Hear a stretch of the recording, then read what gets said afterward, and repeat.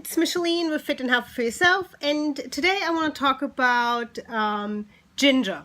In my previous video, I talked about how I'm going to do a series about how food can help you heal your body, because you don't always have to immediately go the medication route. You can always try to work with food to see how your body responds to that. So today I want to talk about ginger. Personally, I'm not a big fan of ginger. I don't really like the taste of it, but I love the benefits it has, so I tend to try to hide it I drink ginger tea. I can grate ginger into my mashed potatoes.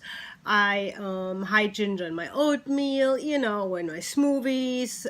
Wherever the taste is hidden, I can work it in. So if you love ginger, obviously there are ginger candies out there. My father eats it raw, so it's all up to you. But ginger itself, basically it's an herb, it's a root. So when you actually go to the supermarket, you're gonna look for a weird shaped looking root. It's usually about, it's pretty small. You can find it fresh, dried, powders, as juice, as tea. So there are a wide variety of options out there for you. It is used a lot for medicinal purposes, but it's also a spice that a lot of people use for cooking. So you get some benefits if you use it as a cooking spice, but not a lot, because you usually use so little of it. So a little goes a long way, but you have to see how much you actually use of it.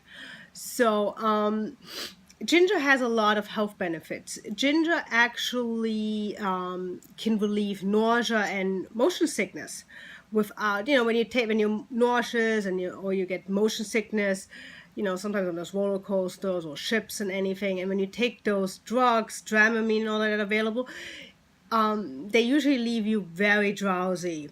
Believe me, I went through this with my husband. I gave him once after one of those rides at Disney World. Yeah, I left him for 2 hours on a bench sleeping while I went shopping. I mean, what am I going to do? It's Disney World. I leave his ass there. So, yeah, so you can use ginger. That doesn't cause the drowsiness, but it's supposed to relieve the nausea. Ginger is also good against pain because it blocks the pro-inflammatory hormones that the body makes. So it can help at the first sign of migraines. It actually can really relieve the symptoms without having to go for heavy migraine meds. Because of the way it works, ginger can also help with arthritis, rheumatoid arthritis, osteoarthritis, because basically all your joints are constantly inflamed, so it helps with reducing those symptoms. Obviously, for arthritis, you probably have to take it daily, because arthritis is not something that suddenly shows up. It's a chronic disease. So in order to fight a chronic disease, you're also going to have to take something on a daily basis consistently in order to help. So that's an option. And ginger tea, which I'm actually going to do next, because it's 80 degrees outside and I am homesick with the most terrible cold and congestion that I've had in a while. So ginger tea relieves chills and congestion. So I'm going to actually make a ginger tea next for myself. So you can use that. Also, as always, a lot of these herbs also have some cancer fighting benefits, since we don't really all know where cancer exactly comes from and why not just use it for it? It's not like it's gonna hurt you. So therefore, have some ginger tea, grate it in your oatmeal, wherever you can work it in, try it. Everything can help. However,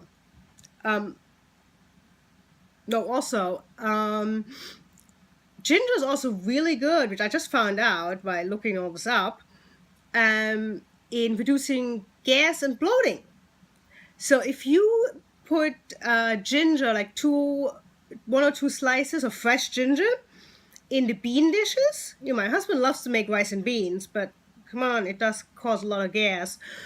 If you put the ginger into the dish, it reduces the symptoms. So no gas, no bloating.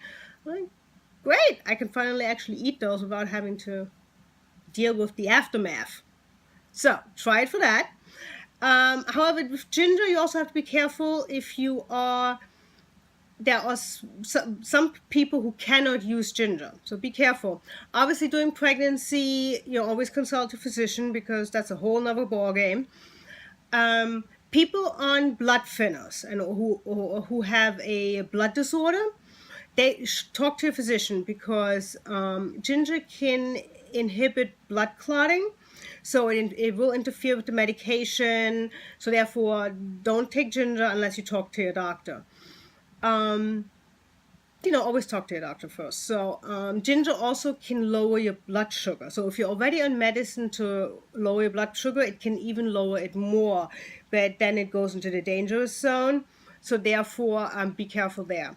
If you suffer from high blood sugar and you're diabetic and you're trying to lower it and you're not necessarily on medicine yet, obviously, then try ginger. It will lower your blood sugar. Best way to store ginger is if you buy it fresh. Obviously, if you buy it powdered or as a tea or as a juice, it will say it on the bottle how to do it. If you buy it fresh, put it in a little Ziploc bag, press all the air out, and put it in the refrigerator. So it's cold, it's dry, and it's in a sealed bag. It will last you up to 2 weeks. You can also freeze it that way, and it can last you up to 2 months. Okay, so I hope this helped. Give it a try.